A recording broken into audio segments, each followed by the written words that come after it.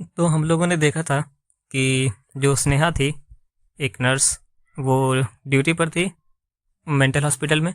और हम लोग अ, उसके थ्रू जान रहे थे कि अलग अलग जो मेंटल पेशेंट होते हैं इसके क्या साइन एंड सिम्टम्स होते हैं। तो चलिए हम शुरू करते हैं इसको। तो स्वागत है दोस्तों आप लोगों का जीएनएम स्पेशल के इस नए वीडियो में। और इसमें हम जो हमारा बचा हुआ साइन एंड सिम्टम्स था मेंटल डिसऑर्डर्स के, तो उसको हम लोग यहाँ पे डिस्कस करने वाले हैं। तो पिछले वीडियो में हम लोगों ने थॉट के डिसऑर्डर थॉट के जो डिसऑर्डर्स होते हैं उसको हमने लगभग आधा कंप्लीट कर लिया था, पर हम लोग इसको फिर से आज शुरू करेंगे, शुरू से ही देखेंगे। तो यहाँ से हमारा कंटिन्यू चलेगा साइन एंड सिम्टम्स। तो जो स्नेहा थी, ठीक है, स्नेहा वार्ड में थी। तो डॉक्टर आते हैं तो उसको बोलते हैं कि अ, आज तुम जो है जो अलग अलग तरह के थॉट प्रोसेस होते हैं पेशेंट के, उसको तुम ऑब्जर्व करो। तो ऑब्जर्व करने के लिए देखती है, तो स्नेहा देखती है कि वो अलग अलग तरह के डिसऑर्डर्स को समझती है। इसमें सब पहला डिसऑर्डर जो होता है वो होता है डिसऑर्डर ऑफ फॉर्म। ठीक है, तो डिसऑर्डर ऑफ फॉर्म को नेहा कैसे समझी कि उसने देखा कि एक पेशेंट है, ठीक है, वो पेशेंट जो है वो कुछ भी बोले जा रहा है। मतलब कि वो बोल रहा है animal, scooter, cylindrical dog, flying, मतलब कुछ भी बोले जा रहा है। ठीक है, तो स्नेहा कंफ्यूज हो गई कि ये क्या हो रहा है, ये ऐसे क्यों बोल रहा है। तो फिर उसको डॉक्टर जो है वो समझाते हैं कि इसको हम लोग इनकोहेरेंस बोलते हैं। ठीक है, इनकोहेरेंस में क्या होता है कि थॉट का जो लॉजिकल कनेक्शन है वो टूट जाता है। ठीक है, तो सिक्वेंशियल कनेक्शन जो है between one idea and next is lost. तो इसमें क्या होता है कि उसका जो बात है वो बहुत ज़्यादा बिखरा हुआ रहता है। तो इसमें क्या होता है कि speech is full of jargon and meaningless. For example, the term animal word is followed by I think that delightful for the cylindrical dog and my scooter is go flying. मतलब कुछ भी बोले जा रहा है वो। ठीक है, तो इस तरह, तो इससे उसे समझ में आया कि इस चीज़ को इनकोहेरेंस बोलते हैं, जब जो है थॉट का जो लॉजिकल कनेक्शन टूट जाता है और पेशेंट कुछ भी बोलने लगता है। तो फिर जो हमारा अगला है, अगला जो नेहा समझती है, तो वो एक पेशेंट को देखती है कि अ, वो पेशेंट क्या बोल रहा है कि सुरेश का जो दाढ़ी है और मेरा भी दाढ़ी है, तो मैं सुरेश हो गया। तो ऐसे बोल रहा है कि Suresh has a beard and I also have a beard, so I am Suresh. तो फिर डॉक्टर्स को समझाते हैं कि देखो, मतलब डॉक्टर स्नेहा को समझा रहे हैं कि ये जो है इसको बोलते हैं इलॉजिकल थिंकिंग, कि वो मतलब कुछ भी चीज़ों को बना के और बोले जा रहा है। इसमें लॉजिक बिल्कुल ही गलत होता है, कंक्लूजन का कोई सेंस नहीं होता, तो इसलिए इसको बोलते हैं इलॉजिकल थिंकिंग।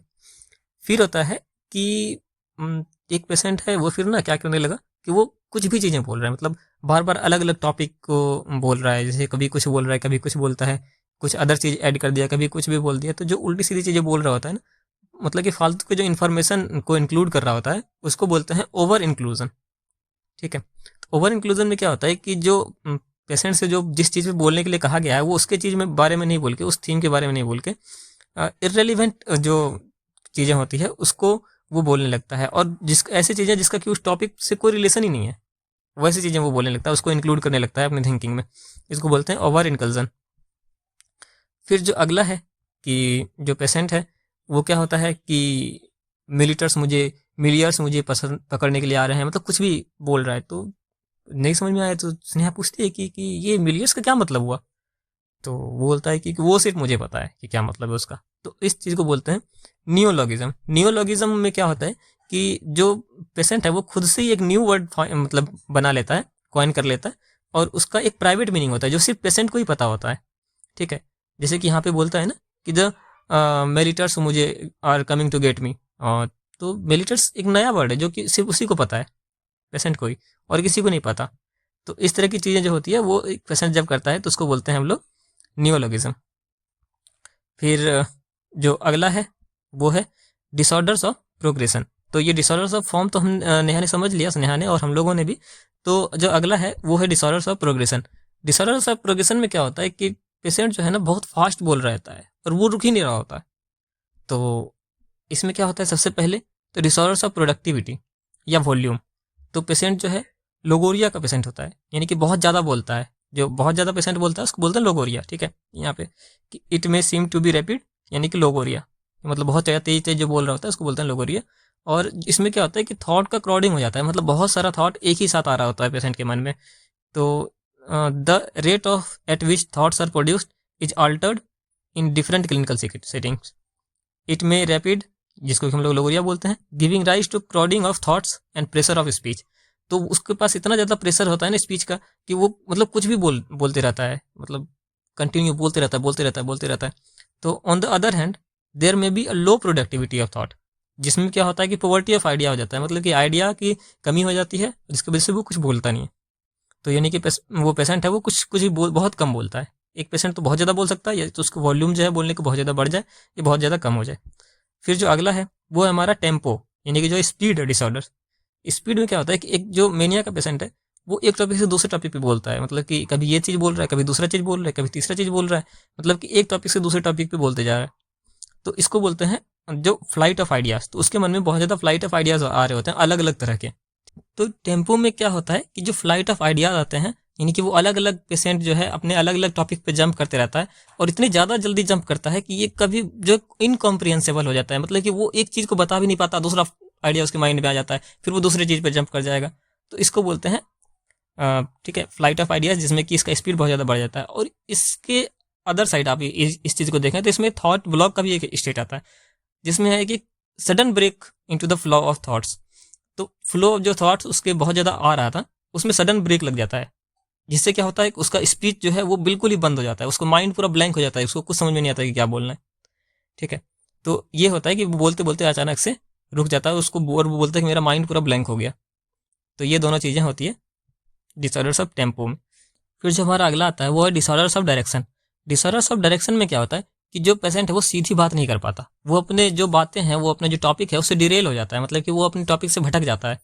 तो उससे अगर पूछा जाए कि तुमने खाना खाया, तो वो बोलेगा कि मैं सुबह उठा था, मैं फिर यहाँ गया, फिर ये किया, फिर मैंने वो किया, फिर बहुत ज़्यादा बात घुमा घुमा के लास्ट में बोलेगा कि हाँ मैंने खाना खाया।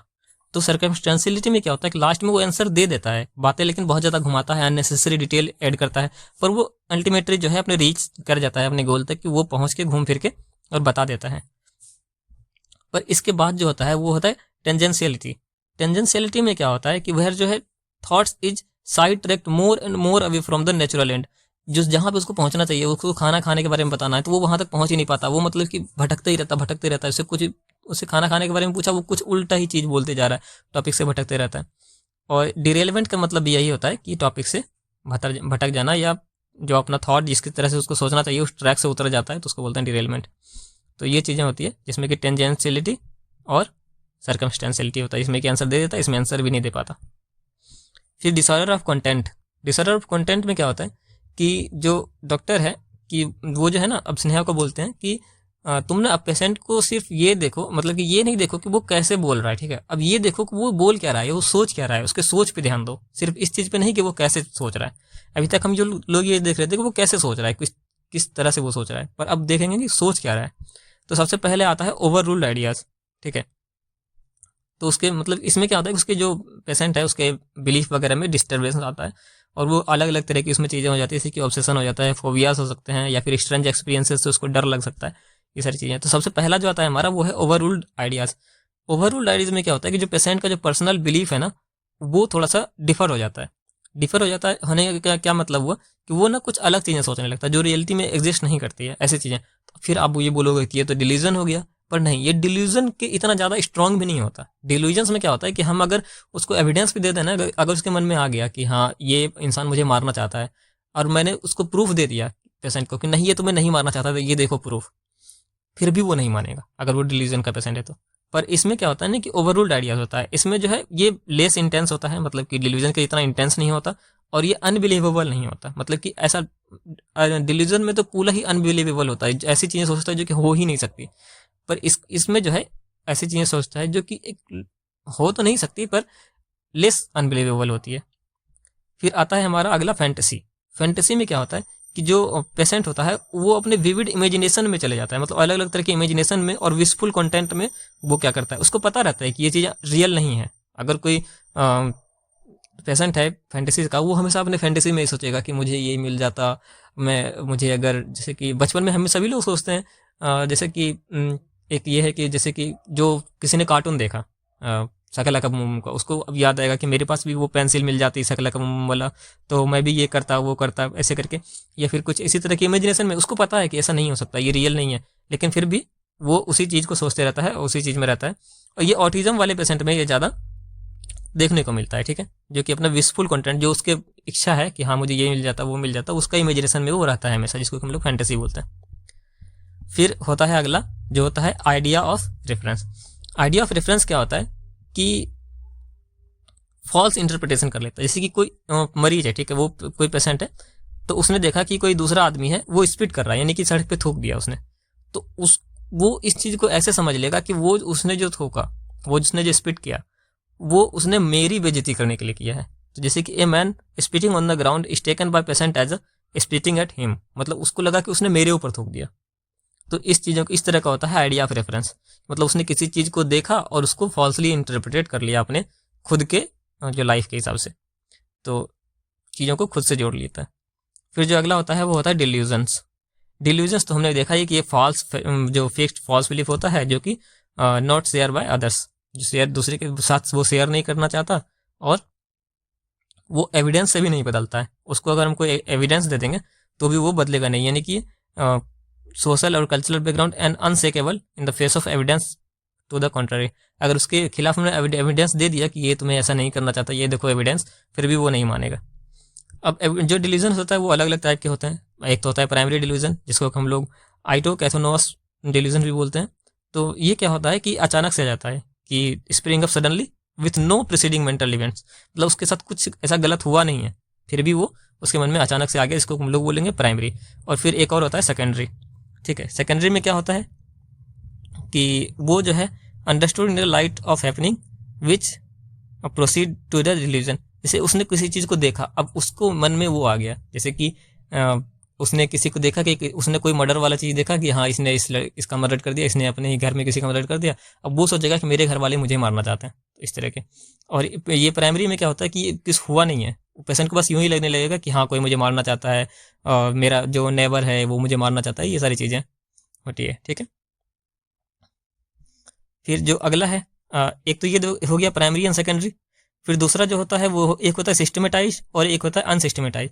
सिस्टमेटाइज में क्या होता है कि एक सिस्टम में रहता है पूरा, जैसे कि अब वो ना जो सोचेगा कि ये मुझे मारना चाहता है, तो वो उस चीज़ का एक पूरा सिस्टम बना लेगा कोई पेशेंट, कि हाँ इसने मुझे ये किया, अगर उसने मुझे चाय दिया तो इसने मुझे मार दिया, मारने की कोशिश की थी, इसने ये किया था वो किया था, सारी चीज़ें एक पूरा सिस्टम में वो सोच लेगा। पर अनसिस्टमेटाइज में क्या होता है कि वो बस सोचता है कि हाँ इसने मुझे मारना चाहता है, क्यों मारना चाहता है, क्या नहीं करना चाहता, उसने क्या किया क्या नहीं किया, उससे उसका कोई रिलेशन नहीं है, यानी कि वो सिस्टम में नहीं रहता, बस वो मानता है कि ये मुझे मारना चाहता है। फिर जो अगला होता है वो होता है पार्शियल, और फिर एक होता है एक होता है पार्शियल और एक होता है कंप्लीट, ठीक है। पार्शियल क्या होता है कि वो ज़्यादा स्टिकी नहीं होता, मतलब कि पार्शियल जो है उसको इंसान उतना ज़्यादा मानता नहीं है। पर जो होता है ना कंप्लीट होता है ना, तो कंप्लीट जो है वो पूरा ही मतलब अपने से वो चिपका के रखता है एक तरह से, जो होता है ना कि हाँ ये मेरी अंतरात्मा की आवाज़ है कि ये सच ही है, तो उस तरह से कुछ तो पार्शियल है कुछ कंप्लीट होता है। फिर एक होता है सिंपल और फिर होता है कॉम्प्लेक्स। सिंपल में क्या होता है कि जो सिंपल सा कुछ होता है डिल्यूजन, पर जो कॉम्प्लेक्स में होता है ना वो बहुत ज़्यादा कॉम्प्लेक्स चीज़ों को ऊपर अपना डिल्यूजन बना लेता है। तो इस तरह की जो अलग अलग टाइप के डिल्यूजन्स होते हैं यहाँ पे देखना होगा कि अगर ओरिजिन के आधार पर देखें तो प्राइमरी सेकेंडरी, और ऑर्गेनाइजेशन के आधार पर देखें तो सिस्टमेटाइज और नॉन सिस्टमेटाइज, रियलिटी के आधार पर देखें तो पार्शियल कंप्लीट, कॉम्प्लेक्सिटी के आधार पर सिंपल कॉम्प्लेक्स, और थीम के आधार पर तो ग्रैंडियोज और फिर परसिक्यूटरी, ये सारी चीज़ें। फिर होता है theme of delusion. Theme of delusion अभी हम पढ़ने वाले हैं कि कौन कौन से थीम होते हैं जो, और ये थीम जो है ये अलग अलग पेशेंट के हिसाब से, मतलब जो पेशेंट का जो एजुकेशनल बैकग्राउंड है, उसका जो कल्चरल बैकग्राउंड है, उसके हिसाब से ये चेंज होता है, ठीक है। और कौन सा इलनेस है उसको इसके हिसाब से भी चेंज होता है। जैसे कि अलग अलग टाइप के कौन से होते हैं, तो पहले होता है परसिक्यूटरी की, कोई उसे मारना चाहता है। फिर डिल्यूजन ऑफ रेफरेंस की, किसी ने कुछ किया तो उसने उसके लिए ही किया। फिर जेलसी की, वो मुझसे जलता है। डिल्यूजन ऑफ लव की, वो मुझसे प्यार करता है, या ये डिल्यूजन में रहता है कि मैं उससे प्यार करता हूँ, इस तरह की चीज़ें। फिर हाइपोकॉन्ड्रिकल, फिर निहालिस्टिक। निहालिस्टिक में हो गया कि मतलब कि उसको लगता है कि पूरा दुनिया ही बेकार है, कुछ है ही नहीं, ऐसे करके। फिर सोमैटिक हो गया, ऑब्सेशन कंप्लेशन हो गया। फिर फोबियास तो हम लोगों ने जानते हैं क्या है, ऑब्सेशन और कंप्लेशन भी जानते हैं कि उसके मन में कुछ आता है फिर उसके लिए वो कुछ करता है, तो जो मन में आया हो गया ऑब्सेशन, फिर कुछ करता है तो उसको बोलते हैं कंपल्सन।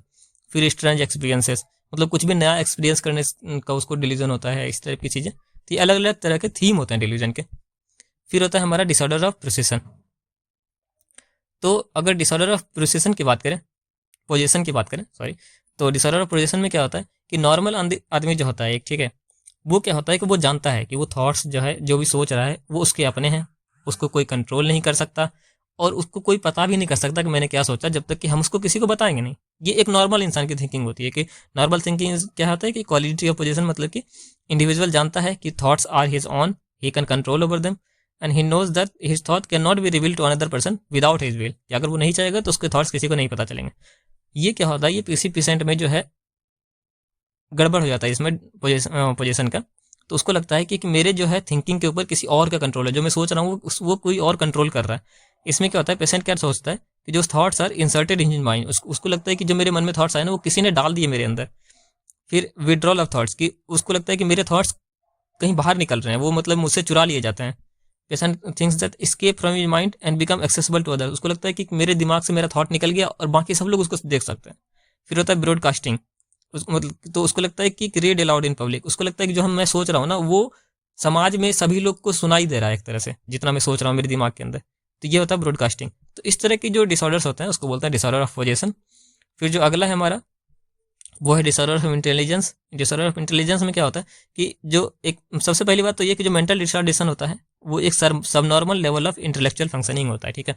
तो जो इंटेलेक्चुअल फंक्शनिंग होता है, लोग जो इंसान जो पर्सन सोचता है अपने दिमाग लगा के, तो उसका अगर वो नॉर्मली नहीं सोच पाता, नॉर्मली चीज़ों को नहीं फंक्शन कर पाता, उसको बोलते हैं हम सब नॉर्मल लेवल, कि वो नॉर्मल नहीं है तो सब नॉर्मल लेवल है। और इसी को बोलते हैं मेंटल रिटार्डेशन, ठीक है। अगर वो नॉर्मली इंटेलिजेंस से अपना फंक्शन नहीं कर पाता तो वो सब नॉर्मल लेवल का इंटेलिजेंस फंक्शनिंग हो गया, और उसी को हम लोग बोलते हैं मेंटल रिटार्डेशन। ये अलग अलग लेवल का होता है, ये माइल्ड भी हो सकता है, मॉडरेट हो सकता है, सीवियर हो सकता है, प्रोफाउंड हो सकता है, डिपेंडिंग ऑन आईक्यू लेवल। के आईक्यू लेवल जब हम चेक करते हैं तो इंटेलिजेंस क्वेश्चन लेवल बोलते हैं ना इसे, आईक्यू लेवल को।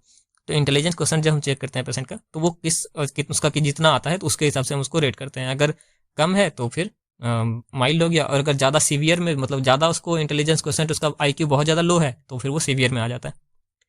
तो ये किस में देखने को मिलता है, ये डिमेंशिया के वाले पेशेंट में देखने को मिलता है, और भी जो ऑर्गेनिक कंडीशन वाले पेशेंट होते हैं उसमें देखने को मिलता है, ये सीजोफ्रेनिया में देखने को मिलता है। फिर अगला जो होता है हमारा वो डिसऑर्डर ऑफ जजमेंट या फिर डिसऑर्डर ऑफ इंसाइट। तो सबसे पहले तो हम जानेंगे कि इंसाइट क्या होता है या और जजमेंट क्या होता है। तो जजमेंट क्या होता है कि सही डिसीजन लेने की जो एबिलिटी होती है उसको हम बोलते हैं जजमेंट, ठीक है।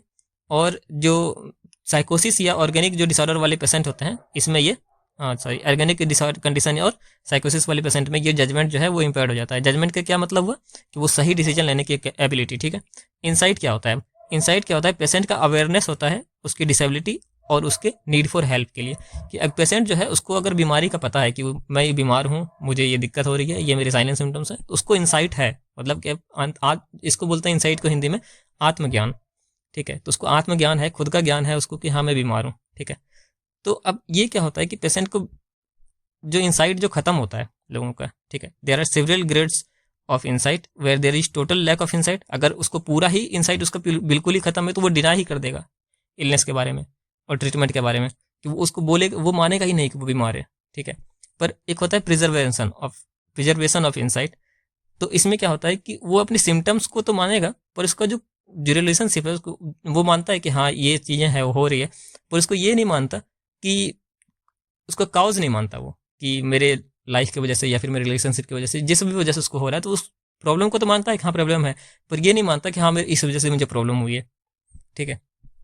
फिर जो अगला होता है वो होता है रेडीनेस। रेडीनेस या कंप्लीट इंसाइट होना, इसका मतलब है कि वो समझता है अपने बिहेवियर को, अपने मेडिकल जो एडवाइस है उसको फॉलो करता है, क्योंकि उसको पता है कि मुझे जो है मैं बीमार हूँ, मुझे चीज़ों की ज़रूरत है, मुझे हेल्प की ज़रूरत है। तो वो क्या करता है, जो भी मेडिकल एडवाइस उसको दिया जाता है उसको फॉलो करता है, अपने बिहेवियर को चेंज करने की कोशिश करता है। तो ये सारी चीज़ें होती है जब उसको इंसाइट होती है। तो ये आपको समझ में आ गया। और अगला टॉपिक जो होगा हम लोग अगले वीडियो में डिस्कस करेंगे एटियोलॉजी वगैरह के बारे में, कि क्या बायोलॉजिकल फैक्टर होता है, बायोसोशल फैक्टर होता है, जो जो फैक्टर्स होते हैं उसके बारे में हम अगले टॉपिक में देखेंगे। तो आज के लिए इतना ही, मिलते हैं फिर आपसे अगले वीडियो में। धन्यवाद। और अगर आपको ये अच्छा लगता है तो आप लाइक शेयर और सब्सक्राइब जरूर करें, और आपको कोई सजेशन है तो आप मुझे कमेंट में बता सकते हैं। तो बहुत मेहनत लगता है, पहले मुझे इसको पढ़ना पड़ता है, तो आपको अगर जैसा भी लगे आप ज़रूर बताएं मुझे कमेंट में कि क्या और सही हो सकता है, किस तरह से और मैं बता सकता हूँ। तो मिलते हैं फिर, धन्यवाद।